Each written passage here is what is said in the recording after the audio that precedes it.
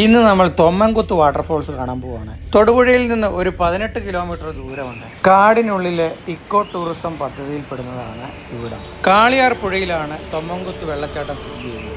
ഇവിടെ ഒരു വെള്ളച്ചാട്ടം മാത്രമല്ല, ഏതാണ്ട് 12ഓളം വെള്ളച്ചാട്ടം 5 കിലോമീറ്റർ ചുറ്റളവിൽ സ്ഥിതി ചെയ്യുന്നു. തൊമ്മൻകുത്തിന്റെ മെയിൻ ഗേറ്റ് കടന്ന് അകത്തോട്ട് കയറിയാൽ നമുക്ക് ടിക്കറ്റ് എടുക്കാനുള്ള കൗണ്ടറുണ്ട്. ലഘുഭക്ഷണശാലയും സൈഡിലുണ്ട്. അവിടെ മിടുക്കനായ ഒരു കാവൽക്കാരനുണ്ട്. അവനാണ് നമ്മളെ ചെക്കിംഗ് ഒക്കെ കഴിഞ്ഞ് അകത്തോട്ട് കൊണ്ടുപോകാൻ പോകുന്നത്. ഞങ്ങളുമായിട്ട് വേഗം കമ്പനിയായി, ഞങ്ങളുടെ കൂട്ടത്തിൽ അങ്ങ് കൂടി. അകത്തോട്ട് കാടാണ്. കാട്ടിക്കൂടെ ഒരു 700 മീറ്റർ നടക്കണം വാട്ടർഫാൾസിൻ്റെ അടുക്കൽ എത്തണമെങ്കിൽ. നല്ല പ്രകൃതി രമണീയമായ സ്ഥലമാണ്. സൂപ്പറാണ്. തടിയൊക്കെ ഇട്ടിട്ടുണ്ട് നമുക്ക് ഇരിക്കാനൊക്കെ. നല്ല ഇപ്പം ഇച്ചിരി മഴയൊക്കെ പെയ്തതുകൊണ്ട് നല്ല ഗ്രീനറി. ഇവിടെ ഇങ്ങനെ ഈ പഴയ മരങ്ങളാണ്, ഇതൊക്കെ ഇരിക്കാനും ഒക്കെ നല്ല അടിപൊളി. കാടും കാട്ടുപാതകളും ഒക്കെ എൻജോയ് ചെയ്യണമെങ്കിൽ ഇങ്ങോട്ട് വന്നാൽ മതി. നല്ല മരങ്ങൾക്കിടയിലൂടെ ഇങ്ങനെ കാട്ടുപാത ഒരുക്കി വെച്ചിട്ടുണ്ട്. അതുവഴി ചെറിയൊരു ട്രക്കിങ്ങും കൂടെയാണ്. നമുക്ക് ഈ കല്ലിക്കൂടൊക്കെ നടന്ന് കയറുമ്പോൾ ഒരു ട്രക്കിങ്ങിൻ്റെ ഒരു ഫീലിംഗ് കിട്ടും. അങ്ങനെ നമുക്ക് നടന്ന് ഇഷ്ടംപോലെ മരങ്ങളാണ്, പല ടൈപ്പിലുള്ള മരങ്ങളാണ്. അതിൻ്റെ വേരുകളും ഒക്കെ നല്ല രസമാണ്. അതിൻ്റെ ചോട്ടിലിരുന്ന് നമുക്ക് വിശ്രമിക്കുകയും.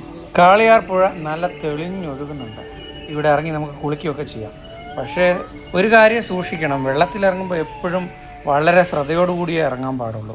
മഴക്കാലമായ തോട്ടപ്പുഴുവിൻ്റെ ശല്യമുണ്ട്. കുറച്ച് സാനിറ്റൈസർ കാലിലടിച്ചിട്ട് പോവുകയാണെങ്കിൽ അതിൻ്റെ കടിയിൽ നിന്നും രക്ഷപ്പെടാം. വലിയ കാറ്റത്തും മഴയത്തും ഒക്കെ ഒടിഞ്ഞു വീണ വലിയ മഹാമരങ്ങളൊക്കെ അവിടെ കിടപ്പുണ്ട്. അതിൻ്റെ കിടപ്പൊക്കെ കാണുമ്പോൾ തന്നെ നല്ല രസമാണ്. ഫോട്ടോഷൂട്ടിന് പറ്റിയ ഏരിയയാണ്. പലതരം ജൈവ വൈവിധ്യങ്ങളാൽ സമ്പുഷ്ടമാണ്.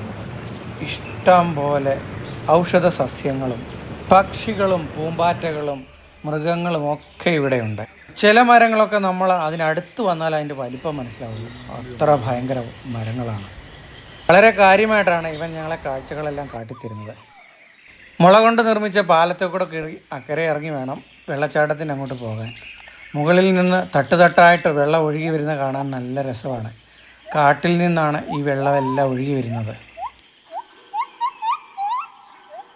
പാറക്കൂട്ടങ്ങളുടെ ഇടയിലൂടെ ഇറങ്ങി വേണം നമുക്ക് വെള്ളച്ചാട്ടത്തിനടുത്തെത്താൻ.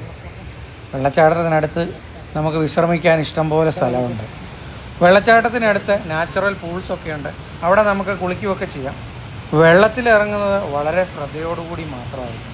പലരും ഇവിടെ അപകടത്തിൽ മരിച്ചിട്ടുണ്ട്. അതുകൊണ്ട് പ്രത്യേകം ശ്രദ്ധ വേണം. വെള്ളച്ചാട്ടത്തിൻ്റെ അടുത്ത് പോയി നിന്ന് വെള്ളച്ചാട്ടം നമുക്ക് ആവോളം ആസ്വദിക്കാം. പക്ഷേ ഇവിടെ കയറ് കെട്ടി വെച്ചിട്ടുണ്ട്, അങ്ങോട്ടാരും ഇറങ്ങരുതെന്ന് പറഞ്ഞിട്ടുണ്ട്. കാരണം അവിടെ നല്ല വഴുക്കുള്ള ഏരിയയാണ്. അതുപോലെ തന്നെ കുഴികളുമുണ്ട്. സൂക്ഷിച്ചില്ലെങ്കിൽ എപ്പോൾ വേണമെങ്കിലും അപകടം സംഭവിക്കാം. ഇവിടെ അത്യാവശ്യം മഴയുള്ളപ്പോൾ വന്നാലോ നല്ല രീതിയിൽ വാട്ടർഫോൾസ് കാണാൻ പറ്റും. ഇല്ലെങ്കിൽ വെള്ളം വളരെ കുറവായിരിക്കും.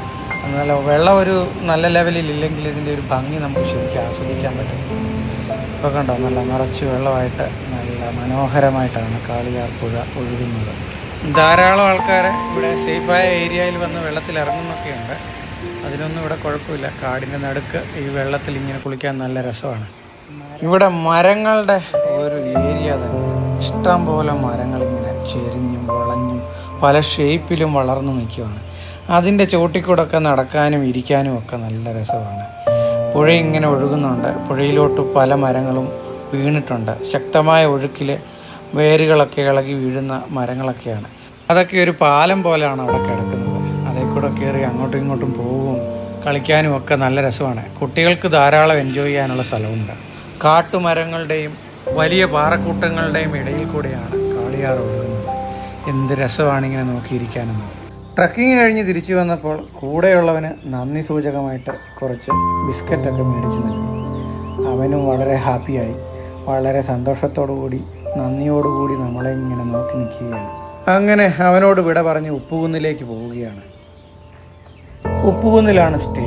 കാട്ടിലൂടെയാണ് യാത്ര. നല്ല മനോഹരമായ യാത്രയാണ്. മരങ്ങൾക്കിടയിലൂടെയുള്ള റോഡാണ്. നല്ല രസമാണ്. അവിടെ ചെന്ന് ഒരു വ്യൂ പോയിൻ്റ് കാണാനുണ്ട്. അടിപൊളിയാണ്. പാറയുടെ മുകളിൽ നിന്ന് നോക്കിക്കഴിഞ്ഞു കഴിഞ്ഞാൽ അങ്ങ് കണ്ണെത്താ ദൂരത്ത് കാണാം. നോക്കിക്കേ.